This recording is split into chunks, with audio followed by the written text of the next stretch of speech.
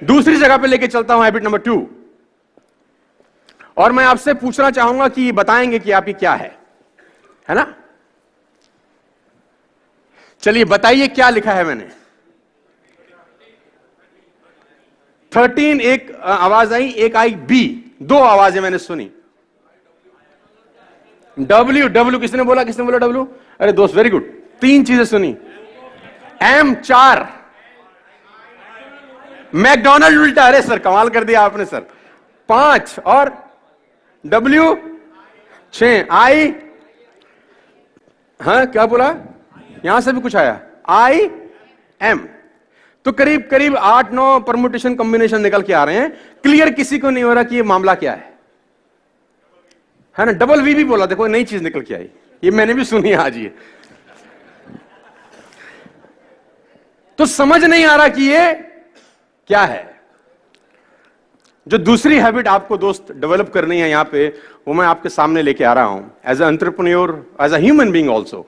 मतलब मैं सिर्फ यहां पर आपको धंधा सिखाने का नहीं आया, क्योंकि मेरे हिसाब से धंधा अलग होता है। मेरे हिसाब से धंधा सिर्फ पैसे कमाने के लिए नहीं होता, मेरे हिसाब से धंधा होता है बेहतर इंसान बनने के लिए।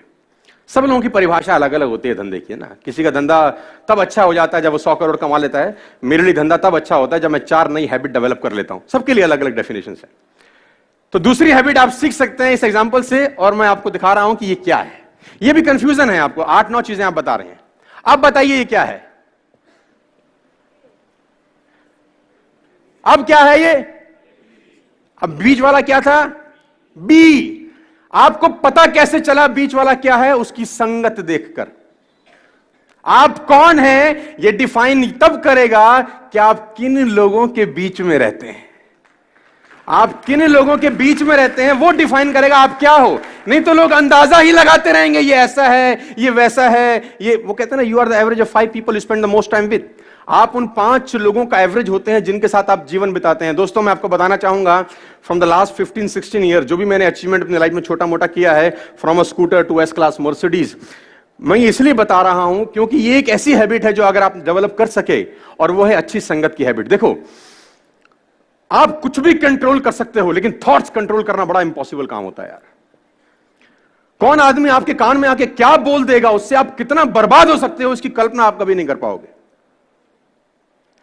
खाने में इलाज का जहर, खाने में अगर कोई जहर मिला दे ना, उसका इलाज होता है, लेकिन कान में कोई जहर मिला दे दोस्त, उसका इलाज कभी नहीं हो सकता।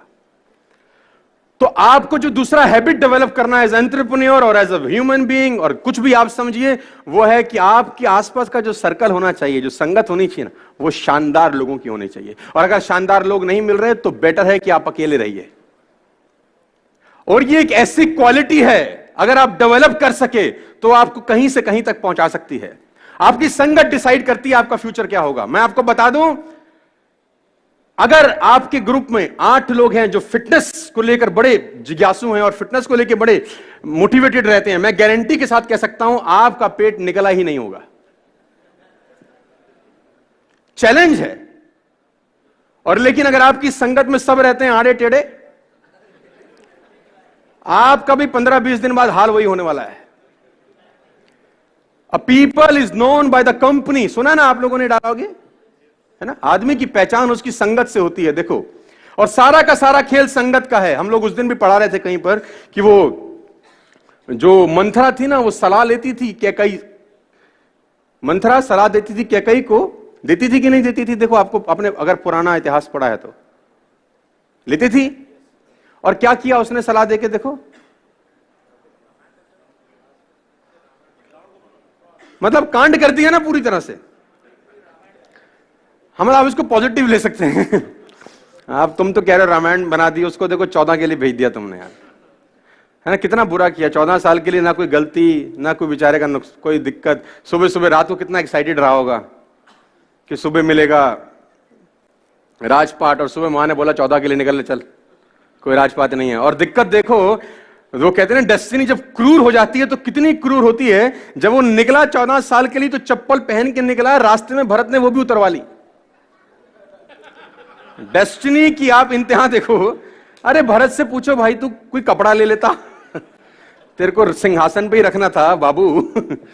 बेचारे की चप्पल भी, अब नंगे पैर तो डेस्टिनी कितनी क्रूर हो सकती है। कभी आप लोगों से सुने होंगे ना कि यार समय हमारे लिए अच्छा नहीं चल रहा, हमारे लिए माफिक समय नहीं है, वो तो भगवान के लिए भी नहीं है। तो सेकंड हैबिट आपको डेवलप करनी पड़ेगी और वो हैबिट है हैबिट ऑफ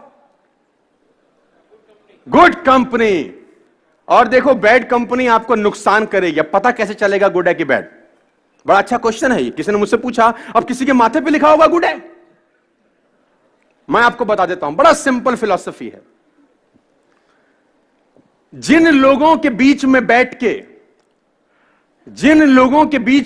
के आपको बड़े ड्रीम्स, बड़े विजन्स और रात को नींद ना आने वाली कहानियां बनती हैं, वो कंपनी आपके लिए परफेक्ट है। जिन लोगों के बीच में आप अनकंफर्टेबल रहते हैं, वो कंपनी आपके लिए परफेक्ट है। जिन लोगों के बीच में आप कंफर्टेबल हैं, वो कंपनी आपके लिए परफेक्ट नहीं है, क्योंकि आगे बढ़ने के लिए आपको अनकंफर्टेबल जोन में जाना ही होगा। उस जोन में कभी मत रहिए जहां आप कंफर्टेबल हैं, क्योंकि सफलता और कंफर्टेबिलिटी का आपस में कोई मिलान नहीं है। सफल वही व्यक्ति होगा जो जिंदगी में अनकंफर्टेबल रहा है। You are the average of 5 people you spend the most time with, number 1। Number 2, कभी भी अपनी लाइफ में अंदर आप एंटरप्रेन्योर हैं, आप धंधा करेंगे, आपके कंपटीशन में भी बतेरे सारे लोग आएंगे।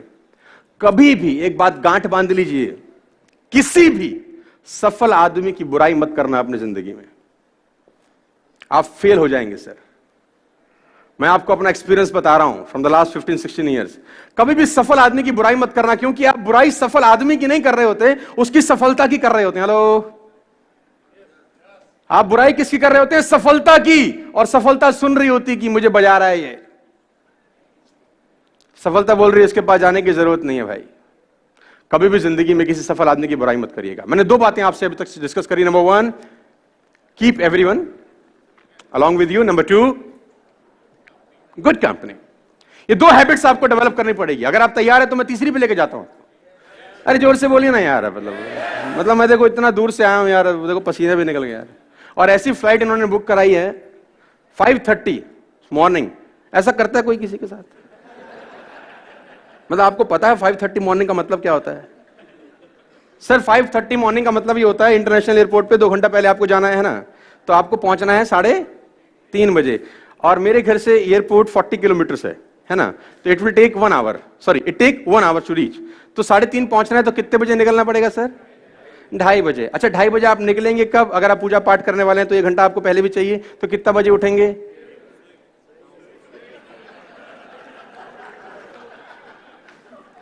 तब आप सोचिए। और सुबह सुबह आके मुझे बोलते क्या है, सर अब सुबह 9 बजे आ जाइए ना हमारे यहाँ, हमारा कॉन्फ्रेंस 9 बजे स्टार्ट हो जाएगा।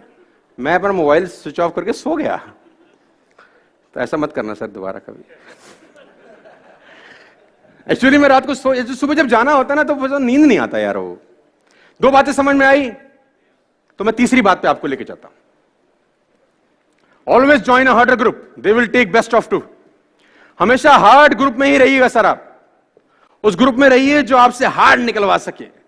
वो स्मार्टर ग्रुप में मत रहिए कि जहां आप सबसे स्मार्ट हो। देखिए बड़ा सिंपल फिलॉसफी है।